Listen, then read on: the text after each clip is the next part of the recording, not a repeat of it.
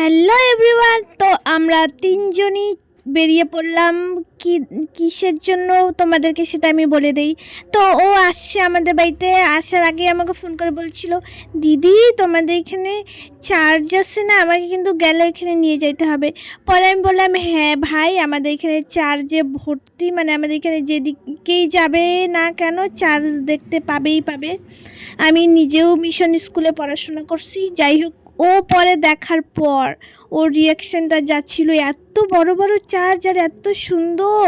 পরে আমি বললাম ওকে, ভাই জানিস না, যখন আর কি ক্রিসমাস হয় না, তখন যা সাজায় এগুলা, তখন দেখলে তো বলবি যে মানে পুরা লুকটাই চেঞ্জ হয়ে যায়, রাস্তাঘাট সব কিছুর।